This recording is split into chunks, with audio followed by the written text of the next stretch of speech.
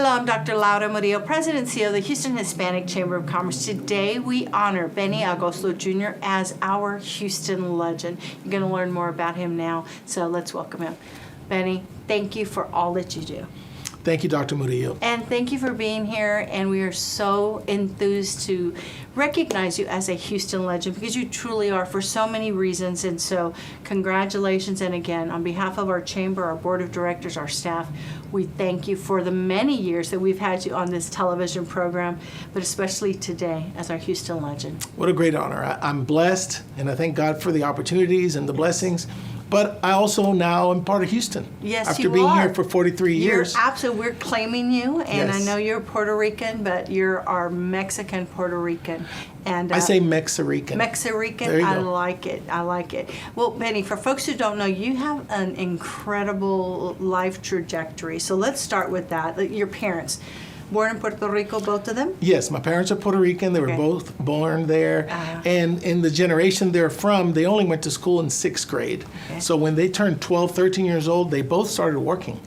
And as it turned out, World War II kicked in. And my dad, when he was 16, he joined the Army, said he was 18, and joined the Army.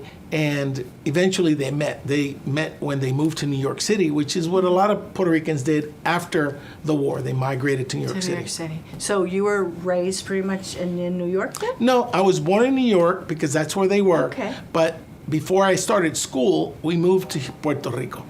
So my Oh. education completely and my upbringing is in San Juan. Oh, my and I was gosh. able to enjoy that Okay. very much. And then when I turned 18, Yeah. I had to decide where I'm going to college. I was a Yeah. soccer player. I was on the Puerto Rico national team for soccer. Yes. And so I was debating, do I stay in Puerto Rico? Do I go to United States? And a little angel came down and recruited some players and recruited me and 4 other teammates from Puerto Rico to Houston Baptist University because they were revamping their Division I soccer team. Okay. What position did you play? I was a goalkeeper. Okay. And goalkeepers in the 70s, we were all short. Okay. Now you go look at the goalkeepers, they're, 2 meters high. They're 6'5". You were fast. I was Clearly, fast. you were fast, very agile. Okay. Right. You had all of what it took to do that. So, and you fast forward this, you grew up in a family of how many siblings? We were 5 siblings. Okay. Anybody else in Houston? No, everybody went to Florida. They ended up in Florida and Ah, Puerto Rico. okay. Because, people from Puerto Rico used to go to New York. Yes. In the more modern years, they go to Florida. They go to Central Florida. And so everybody went to college in Florida or living in Florida. And then I ended up in Texas and never left. I see. Okay. So you go to law school. Did you think you were going to stay in Houston? Was that your plan at the time? Well, remember what happens. When you go to college and then you start digging some roots. Then I graduate. Then I go to University of Houston for graduate school. Then I start teaching. And as those roots get deeper and deeper, you get married, you start having children. Yes. Then I realized I have to go back to school because I didn't have a doctor's degree and I wanted to go as high as I can go in my life Yes. and in my career. Yes. After teaching 6 years before law school, I realized I don't want to do microbiology anymore. For some reason, that didn't match my personality. It's a good job for a laboratory person, Yes. but for me, I like to be with people, right? Yes, So yes. it didn't work. So I decided to go back to school, and law school became the option. So when I was 29 years old, I went back to school and started law school here in Houston because now I have children, family. I'm not going anywhere. Right. I'm from Houston. Yes. So I knew to get an education in law, I had to do it here Yes. to continue my trajectory. And looking back, soccer clearly is a very competitive sport, and I've known you for over 15 years now, and you're very competitive, right? But you've made it in so many different ways, yet you are still hungry, and I see it in your eyes and your attitude and your energy. What keeps you motivated and so focused to handle so many different things all at once? This is a really keen insight into what makes me tick, okay? And it's this.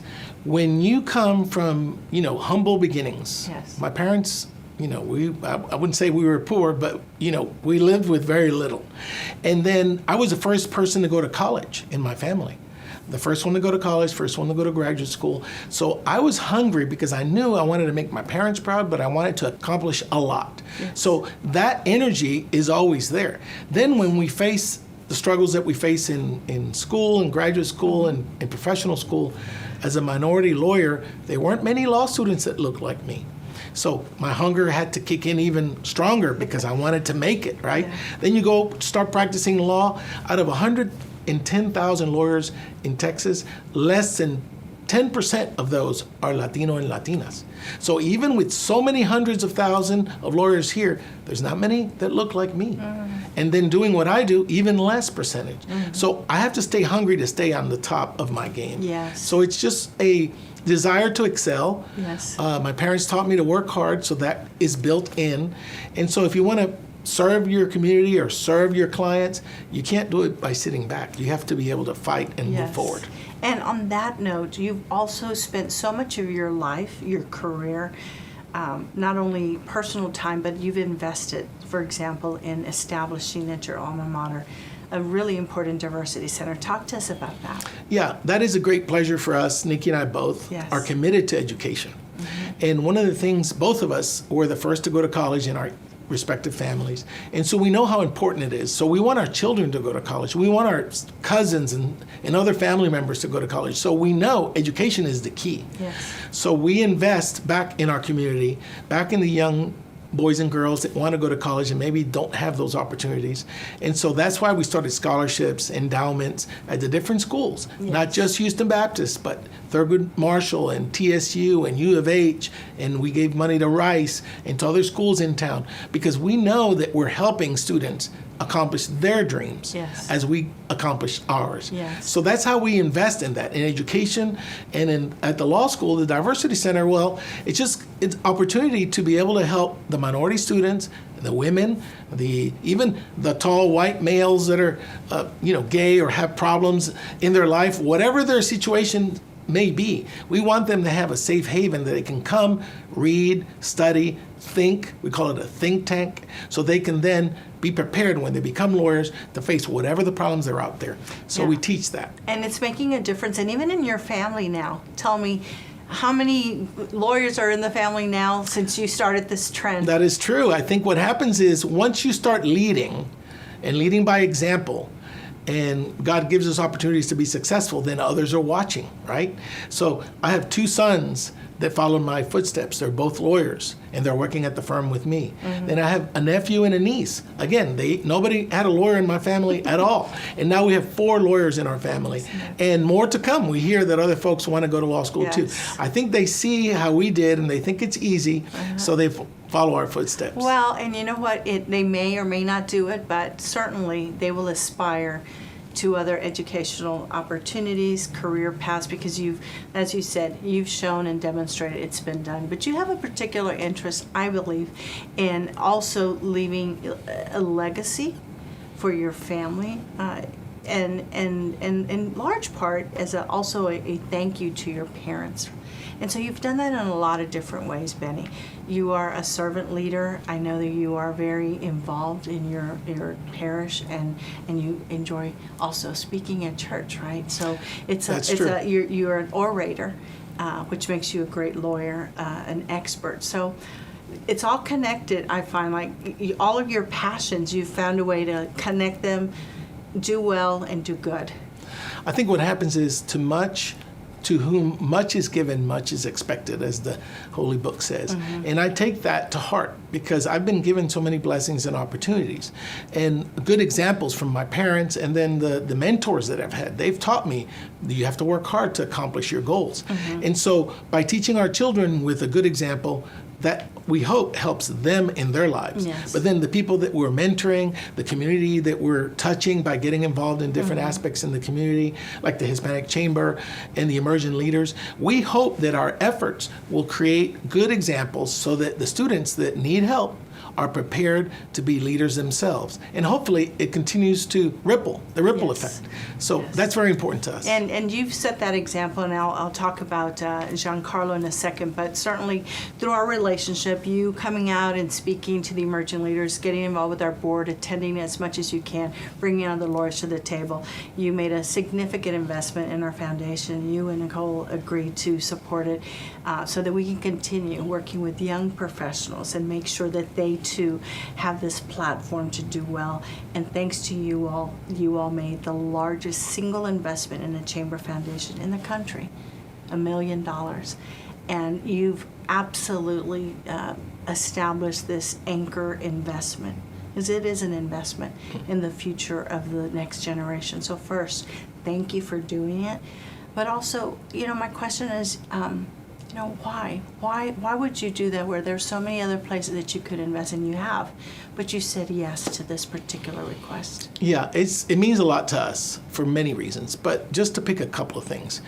I think the example that we show others hopefully rubs off, because we're not just showing examples to our children and our mentees. We want to show examples going up to other investors, to other influential people in our city that also value what the emerging leaders in the Hispanic Chamber is doing. So by showing people that follow us, that's a good example, but also showing others, maybe our peers, that it's worthy investment to invest in the Hispanic Chamber and the emerging leaders, the foundation.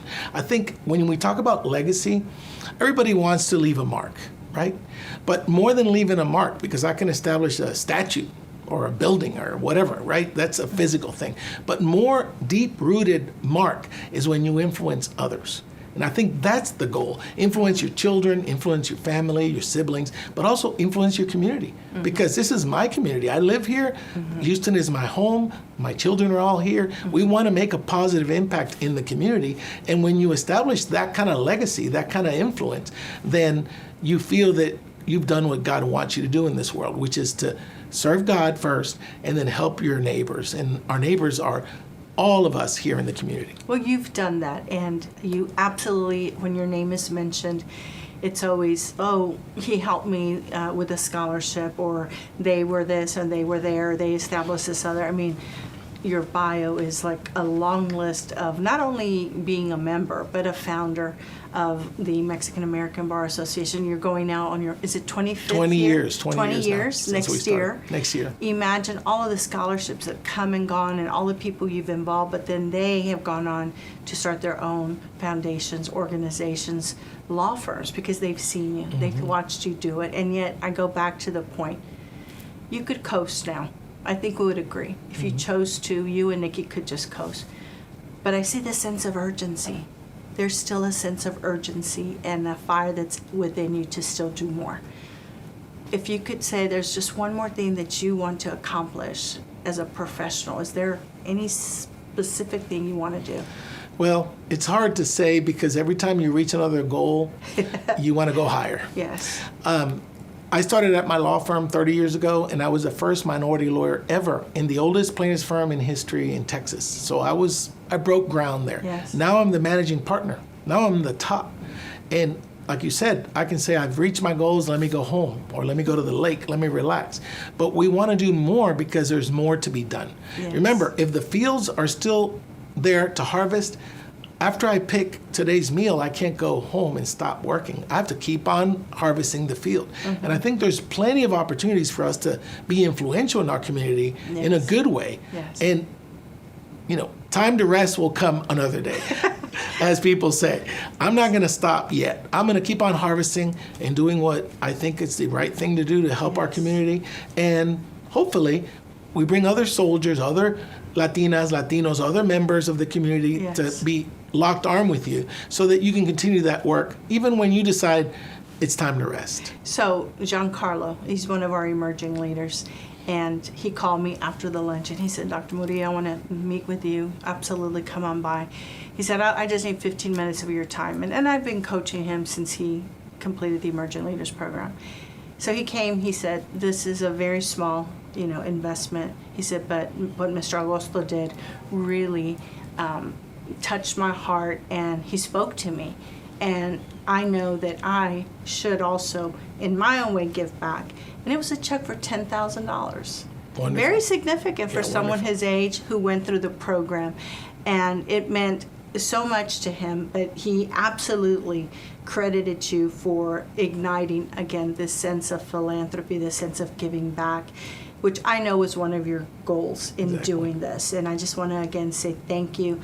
We are absolutely working on getting that match so that this chamber and the foundation can continue to grow. But it was so appreciated. And that luncheon this year, 2024, I've been at the chamber 16 years. It was our absolute, I believe, most energetic. People were so excited about your message. Having Nicole, who, isn't the talker in front of folks. She's kind of behind the scenes. But to see the smile on her face and yours, and having our mayor there and so many other people just in line thanking you guys for the investment, I hope is a great memory. Mm-hmm. Well, it was a great memory. Yeah. It was a special day for us as a couple. And also, it's the accomplishment. You feel like you've accomplished something. Yeah. But we're working on other projects already. I know you are. We're not stopping. So I know one of the projects is the library. You guys have a very, focused effort. Talk to us a little bit about that. Yeah. Nikki was a school teacher when she graduated from U of H. Mm-hmm. And then she turned to rearing our children, raising our children. And now she's somewhat free of that because the kids are all gone in college or graduated. Yeah. So she's focusing on some more of her own personal philanthropy. Yes. She has joined efforts and became the president of the Friends of the Aldine Public Library, which is right here in Houston. Yes. And that public library serves the community.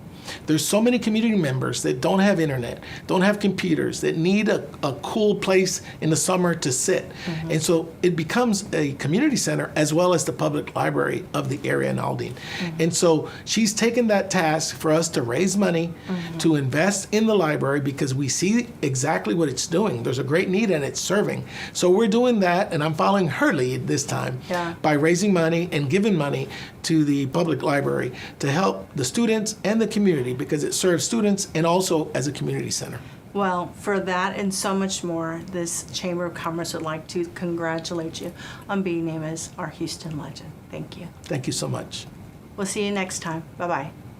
Hello, I'm Dr. Laura Murillo. Thank you so much for joining us here on CBS and on all 6 Audacy stations. It is my honor to recognize our next Houston legend. He's done so much. He's very highly regarded in the banking industry, and we're happy to have him here speaking to us a little bit about the success of Prosperity Bank, his role, but most importantly, we're here to find out a little bit more about David Zalman. Thanks for joining us. Thank you for having me, Laura. I wish that was as good as you. That was so good. Thank you so much. And I want to make sure I've got my cue card here because you have a very long title. So I want to get it right. I hope He is the Senior Chairman of the Board and Chief Executive Officer. And congratulations. Thank you. Well, you have done an extraordinary job Thank you. with Prosperity Bank. And it has been certainly eye-opening for me as one of your directors on the bank to learn and see how this bank that is here in our region and in Oklahoma as well, I may add, has just grown at such rapid pace in an industry that can be very volatile. So from your perspective, what's been the secret sauce? Well, if I can, let me start off by just telling you a little bit about me. And when I tell a little bit about me, it really tells about the secret sauce in the bank because I really only had 2 jobs in my career. So, I started off selling newspapers. I was always competitive, so I started selling newspapers at 6 years old with my brothers, and we always knew whoever sold the most papers got to be there first. So if you got there first, you got to sell the most because you were first out on the street. So we've always been very competitive. So starting at a very young age, we were always in business, and then I always worked at my dad's gas station, the Gulf service station. And the service stations were different back then than they are today. They did, changed oil and filter and washed cars and sewed tires, and you did just about everything. And so we got a lot of experience working there at the same time. So did that, went to St. Philip's to a Catholic school, growing up for the first 8 years, then public school in my high school years, and then went to the University of Texas, graduated with a BBA in 1978. Came back to work at my dad's station after that. One of the oil field guys that was in a real high position in the oil field said, "You ought to go to that bank in town." He said, "They've had a lot of changeover, a lot of management left." And I said, "Well, okay." So I went, interviewed over there and got a job at the bank there in town. And so I started at 78 and stayed there till 86. And by the time I started in bookkeeping and finished as the chief executive officer at the bank, until 1986. So a real rapid rise right there. It was a small bank, probably about 50 million when I got there and 100 million when I left. And so, and then there was a group out of Houston. you're probably too young, you don't remember this, but the big banks in Houston at that time were Texas Commerce Bank, First City Bank, and Allied Bank. And Allied had a bunch of banks just like we do right now. In fact, I always thought that they were so big. And I look back, they're only about 15 billion. Today we're 40 billion. So, but I thought they were huge at the time. And they were selling some of the outlying banks, and so they sold one of their banks to a group out of Houston who was led by Tracy Rudolph. Yes. And in a small town in Edna, Tracy asked me if I would come and interview with their directors, because they just went through a bunch of change and a lot of people had left. And I said, well, I don't know that I want to go to Edna, a town of 7,000 people or something like that. Nevertheless, I walked in, and he must have told all the directors that I took the job, and they started shaking my hand as the president. But the youngest one was 80 years old, so that's how we got started. But anyway, it was an Allied Bank. They bought it from Allied Bank, this group out of Houston, and it was only $40 million at the time in size, and it probably had about 10 to 15 people working. And we had about $1.8 million in capital and about $40 million in assets, and we owed $6 million. So I knew we were going to have to do something. So we tried to build the bank, and we tried to build it first through Victoria. We thought that would be a big market, but that market at that time was really controlled a lot by the First Victoria National Bank, who we have since, they have joined us, and Victoria Bank and Trust, who sold to Wells Fargo.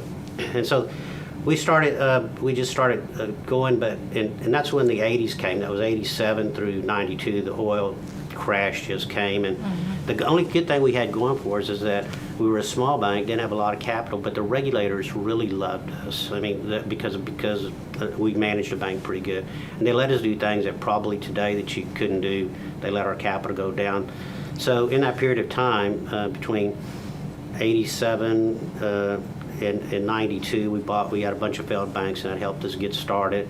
And then after that, in 92, we started buying some banks. In 98, we went public on the NASDAQ stock exchange. We were a big $300 million at the time in size. So from 98, we went public. In 2001, what really changed our dynamics, because we had a lot of banks around Houston, some in Houston, but we're probably more outreach or more rural in nature. And in 2001, we merged with the bank, Ned Holmes Bank. Ned, you know, he's on our board right now, and Tim Timanis. They had a bank here called Heritage Bank. It was predominantly in the River Oaks area and in some other areas of town. So that changed the whole dynamics of the bank. It made us, more a metropolitan bank. And then right after that, Ned and I signed the papers. We were $700 million at the time. They were $300 or $400 million. Made us $1.1 billion, and I thought that was just huge at the time. And Ned said, "Well, you got to get this thing up to $2 billion." I said, "Shh, $2 billion? It took us all these years to get to $1 billion." Long story short, we once we went public and we started doing things, we bought another bank in Dallas, and the first day I announced it, the analysts, our stock went down 10% because they said, "How could you run a bank in Dallas? You're just in Houston." Well, after we did it, and it went a quarter, 2 quarters, and we did really good at it, everybody loved it. And from then on, we did a lot of banks wanted to join us, still want to join us, so we did a lot of M&A. Yeah. And so, the story goes from there. Today, we're a $40 billion bank with about 4,000 people, and we started with about 10 or 15 people and 40 million, and market cap of about $7 billion. And we had $1,600,000. So we've had a tremendous amount of success, and that's all been a part of. So my life has always been a part of this at the same time. Yes, so. and recognized by Forbes for the last 10 years. Every year since they started, we've been Yes. recognized as one of the best banks in the U.S. Yeah. And that's a huge, as you said, reach in terms of people. Yeah. This industry, it's so competitive. It is. I'm surprised sometimes by the success we've had.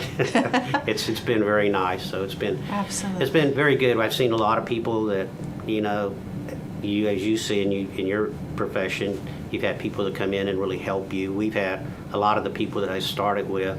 I laugh sometimes. One of the guys, we really didn't have money, and so I gave him a stock certificate. And when we first started, because I couldn't pay him a whole lot of money, and he with his nose like that, he threw it back at me and said, "Why'd you do that?" He said, I had one of those before. They don't mean anything, And so that 10,000 shares, I think, of stock that I had given him we split 4 for 1, another 2 for 1, and he ended up with about $15-20 million worth of stock. So a lot of guys made a lot of money, and they're retired, and I'm still working. So, well, we're glad you're still working, and it's so important to just really share with the folks who are watching us. I think at this point in your career, you could say, you know what, it's been a great ride. You've been extraordinarily successful, but you still show up, and you're very competitive. I don't think most people really have that true sense, because you seem very calm on the surface, but you wouldn't be where you are without that competitive nature, which you explained came from childhood. Right. So what keeps you motivated and going every day? Well, your first statement's exactly right. In fact, my wife asks me all the time, why don't you just quit and let's go travel and retire and all that? And I don't know that I would be happy doing that. I really, I've never felt like I really had to work, because I've enjoyed banking so much. It's never really felt like a job. And I had this dream of building something. I remember the Texas Commerce banks, the First City and the Allied. And I remember you had something that was really Texas. And I really wanted to build that again, and I still do. A lot of people just want to be the biggest bank. We do want to be bigger. We do want to grow. At the same time, I don't want to be big just to be big. I want people to really like us, use us, respect us, and that we give something to them, and we give something back to the community. I mean, it's got to be a sharing deal, but I really feel like we still have this dream, and even when I'm gone, I'm hoping that the culture that I built with all the younger people that we're putting in right now, that will go follow through too, because I'm hoping that they'll take it to the next level if something happens to me or if I go. But I really do. I'm not through yet. I'm like you said, I'm still competitive. Yes. I really want to make something happen. I think what makes this so special is that, a lot of banks go out and they just buy a bank or merge with a bank, and they let those people go. And we are the complete opposite. I mentioned to you Ned Holmes a while ago. One of our first deals, he's still on the board. Tim Tamanis, he's one of our top 4 guys, Kevin Hannigan in Legacy, which was a $10 billion deal. He's one of our major. Eddie Zaffety, who we bought. Most of our management team is really made up of people that have joined us. I call us a bank of immigrants. So yeah. Well, and I'll tell you, I work with a lot of banks because of the nature of this job. And I mentioned Prosperity Bank, and I mentioned David, and they all have high respect. Yes. That's a really good bank. They're really good people. And so I wanted to share that with you, because that has been part of your legacy. And on that note, I want to switch gears now and ask you, for your children, you've got grandchildren, and I've seen pictures of those grandbabies. And I've never seen David smile the way he does when he's got those grandkiddos. But what do you want your legacy to be, especially for the grandbabies? I think what I really want is my legacy for people to know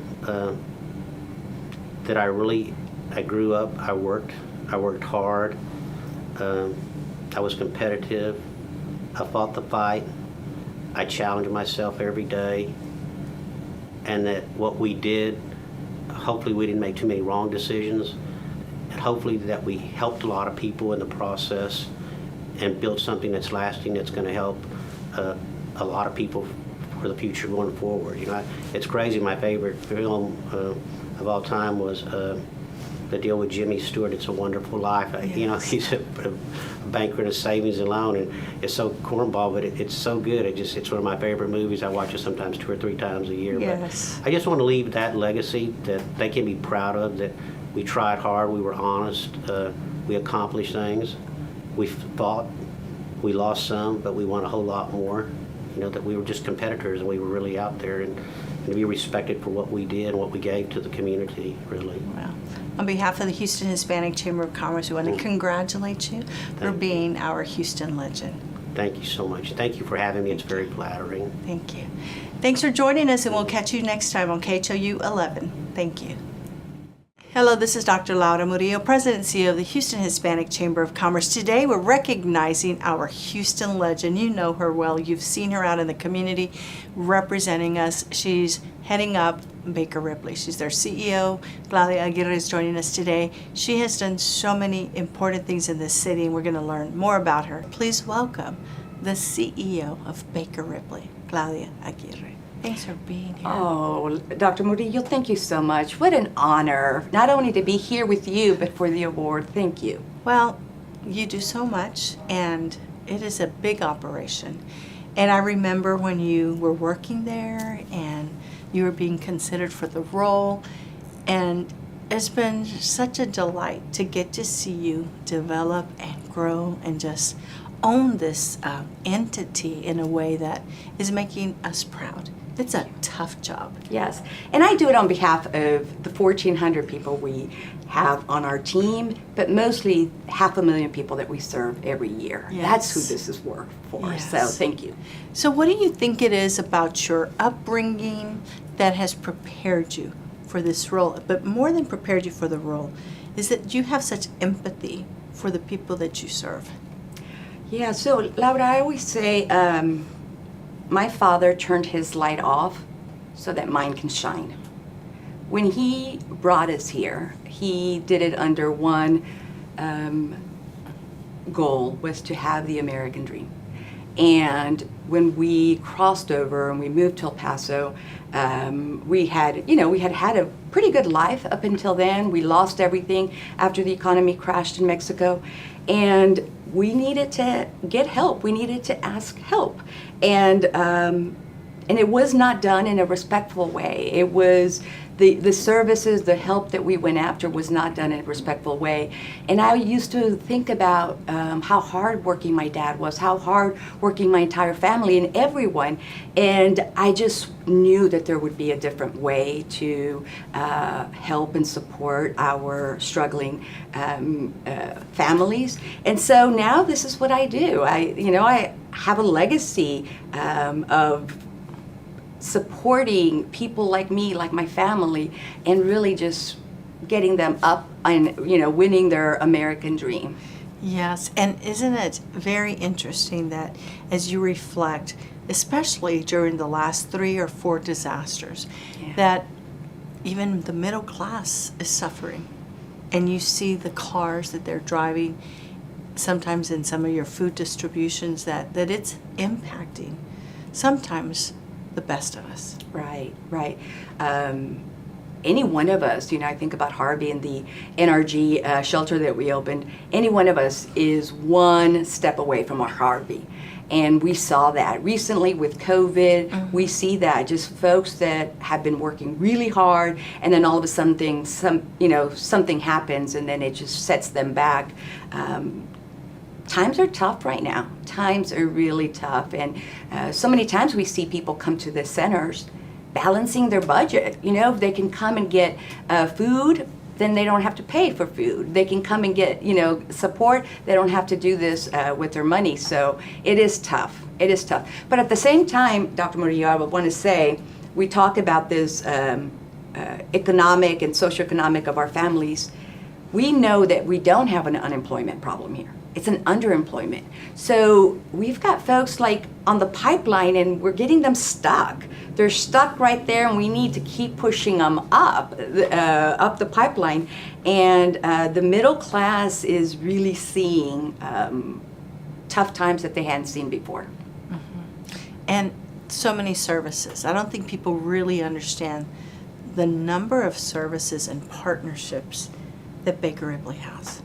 Yeah, I wouldn't even know now what the number is. I mean, I think at one point it was 75 distinct interventions. But I think that's the whole point about this, is that none of us, if we think about our life, none of us need or desire one thing, right? We want our kids healthy, we want our kids in school, and so that's what it is working in our communities. We have to think about it holistically, right? Yes. We can't do it on the back of education, housing, basic needs. We got to do it all together. Yes. So that's our strategy, is that to be able to bring everything together to really support our families. And in saying that, certainly you work a lot with not only the The people who need it the most, but also the people who can give and donate and participate the most with corporations. And Houston is a unique city. We have very philanthropic people, but your voice is an important one. Both you and I serve on the Federal Reserve Board. Those conversations critically important to our economy.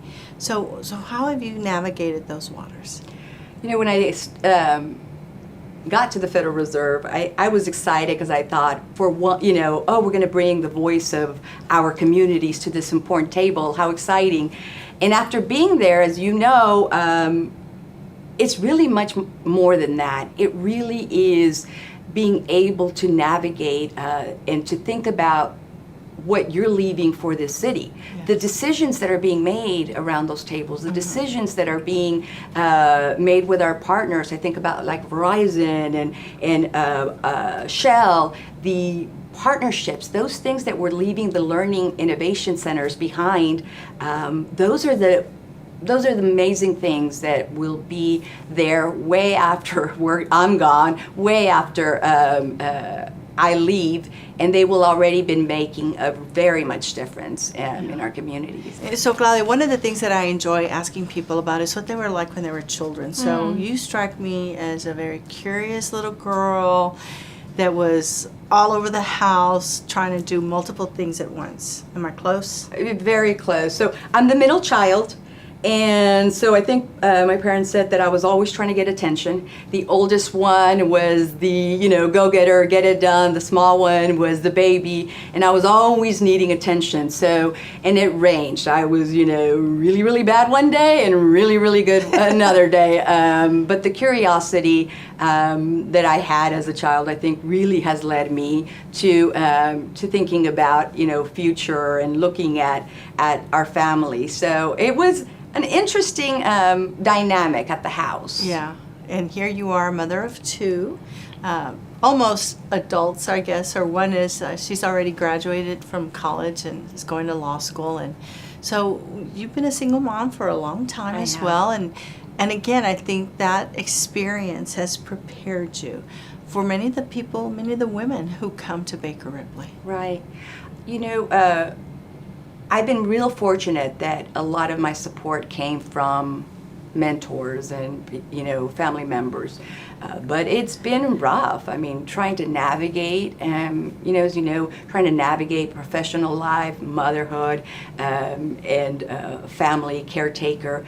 It's been really a rough, you know, moment, but I'm so proud of them. I'm proud of both of them. I am proud of how this, you know, everyone just really rallies around me and really helps me out. It is a big job. I mean, let's not make any mistake about it. You have a board of directors, you have community expectations, you have corporate partners, and it's intense. I'm really privileged, though, Dr. Murillo. Let me just tell you that this is the epitome of being at a civic club one night to around the governor's table of the Federal Reserve, all in one day. Yes. And you have to be able to navigate it. And so you got to keep a little bit of humility. You got to keep a little bit of, you know, thick skin. Yes. It's sometimes rough. You know, it's not always easy walking into a room that people don't look like me that have walked in. And so, you know, the imposter syndrome hits sometimes, you know, oh, am I going to do this enough? Am I going to be this great for our communities? So it's rough, not just physically, it's a 24/7 job, but on your mind, on your heart, when you see the heartache of some families that you've tried to help and then, you know, the setback. But it's the biggest privilege of my life. It is the biggest privilege. Well, and that's why we wanted to recognize you as one of our Houston legends. You are making a tremendous difference. And as women, we often are in charge of so much more than just our careers. So much falls on us as women, and we count on that support system. So I'm so proud of you, Claudia. Thank you. And I've just enjoyed seeing your upward trajectory and seeing you, as you mentioned, you know, with the people and in very important places where many of us are privileged to be at. And it's a heavy responsibility, but you do it so graciously. I'd like to end with you telling us something that you hope your children will think of you as and your legacy. What would you like your children to believe is your legacy to them? You know, I told you about like my father turning his light off so we could shine. I'd like my legacy. I'd like my children to be able to say, my mom had her light on and which turned ours on too. Nice. And then that our grandchildren and their great-grandchildren, that they will think of me as that lever that was switched for Yes. their generation. Absolutely. Well, that's a beautiful answer. Thank you so much. And we want to thank you for joining us here on KHOU 11 and our Audacy stations. Thank you. Thank you. The Houston Hispanic Chamber of Commerce is the leading advocate for Hispanic business in our region. In Houston, we represent over $54 billion per year in consumer spending. Our thanks to our volunteers, sponsors, board of directors, and staff as we work to advocate for business and for a stronger economy. Learn more by visiting the Houston Hispanic Chamber of Commerce website, HoustonHispanicChamber.com. Hello, I'm Dr. Laura Murillo, President and CEO of the Houston Hispanic Chamber of Commerce. What a pleasure to recognize our next Houston legend. He's a dear friend of mine and of this community. He does so much locally, at the state level, nationally, and internationally. But the most important thing about him is he's a family man. He adores his family. He has an exceptional, just life, and he's so giving to others. He has been involved in almost everything that is Houston that is a success story. And we're happy to have him here today, and most importantly, to learn more about our own Mustafa Tames. Congratulations. Well, thank you. Absolutely. Mustafa, I have so enjoyed working with you. And if I had to name 10 people in this city who have given so much of their time, expertise, and knowledge, you would be on that list. You are very kind. Well, it is very true. You and I have worked together for many years on a lot of different projects, including traveling, outside of Houston on some very important delegations across the globe. And you really have your pulse on what is happening. And at the same time, you're able to multitask in a way that is a skill, a very, very important skill that you have. And you know so many people, and you've got institutional knowledge about so many things. So what I want to know is what you were like as a little boy. Like, were you, was your mom chasing you all around the house because you were doing all kinds of things, or were you studious, just reading? I was a sickly kid. I had asthma, and I had asthma when we didn't have these inhalers. So my mom actually kept me very close to her. And every now and then, just being close, I would try to sneak out and do something. Yeah. One time I took keys back where I come from, where I grew up in Pakistan, you can actually stick something into the electric socket. Oh. And so, the ADD I have today is probably because I buzzed myself. Oh, so if anyone wants to have a lot of energy and get things done, I don't recommend it, but this may have been the case. Well, Mustafa, of all of the things that you do, we're going to talk about your business now, but you're involved in so many. Is there a particular niche that when it comes across your desk that you are just so excited to be able to work on? And if so, what is that? Well, I'll tell you, I love this city. I think that this city, for a long time people were trying to figure out how to brand it. Is it a bayou city? Is it a space city? I really think it's a city of opportunity. Yes. Many of us have come to this city with just shirts on our back or just started out here, and it's been good to us. Yes. And this, we're fourth largest city on the way to be the third largest city. So I'm very excited about Houston and Houston's future. Yes. So tell us about your company. Just talking about the Houston, Yeah. I don't think my company could have happened anywhere but here. 20 years ago, I started Outreach Strategist when Texas became a minority state, trying to figure out how do we get people that look like you and I and others, how do we get them to the table of Yes. important decisions. And so the last 20 years, we started out as a Houston expert, and now we're able to branch out and do things outside the city because we have these great verticals in healthcare, in infrastructure and transportation, and doing a lot of work also in innovation. So we've got great things that we are experts at because we started in Houston, Yes. and everything here is at scale. So it's built really great momentum for our business, and we've been fortunate to be here. And not only that, but you've recruited really talented, diverse people on your team, which that's what makes us, right? We've got to have people, we've got to have the right team. Yeah, we've got some really phenomenal people in our shop that are expert in what they do, but Yes. they're also connected to the community. And so for me, that's the biggest blessing. I get to work with people that really care about the city and the state. And so it's an exciting time for Houston, and it's an exciting time for us to be part of the business that we're in. So let's go back a little bit to your parents. Talk to me a little bit about what they did and whether or not you ever thought you'd be doing what you're doing here in this big city. I grew up in a 650 square foot apartment. There was 5 of us in Queens, New York. Probably went to the worst schools, not just in Queens, but maybe in all of New York. But coming up in that environment, it taught me a lot. Taught me to be self-resilient. Yes. And then when I came to Houston, coming out of Queens, coming into Houston, Houston is an embracing town. Like, you can come from anywhere and you can be part of Houston. It's not like that everywhere. And so I feel fortunate that I came here, got married here, built a family here and a business, and this place has been good to us. Yes, and you've been great to Houston. So there are a lot of things that you've been involved with. Are there a couple that really stand out for you? Well, I will tell you, one of my experiences, and you have too, is American Leadership Forum. Yes. I was part of ALF over a decade ago, and I've made some of the closest friends I have today. Yes. And it brings me a lot of joy when I see them around town doing great things.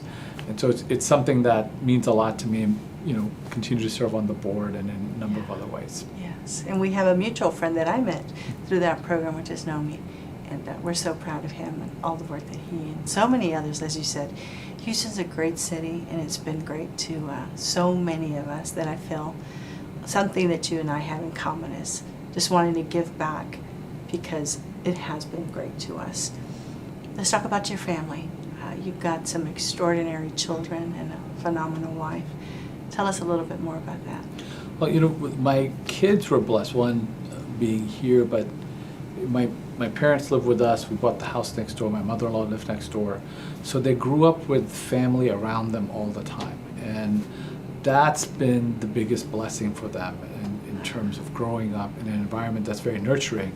At the same time, if they got out of line or if they didn't behave, there were lots of people looking out for them. So we're very fortunate. They're doing really well. I've got one that just graduated from law school, another one at Texas A&M, third one right here, Carnegie Vanguard. So we're fortunate and know that we're fortunate. Yes.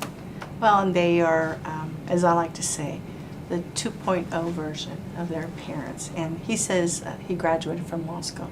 He graduated from Yale Law School, by the way. Congratulations. That's a huge accomplishment.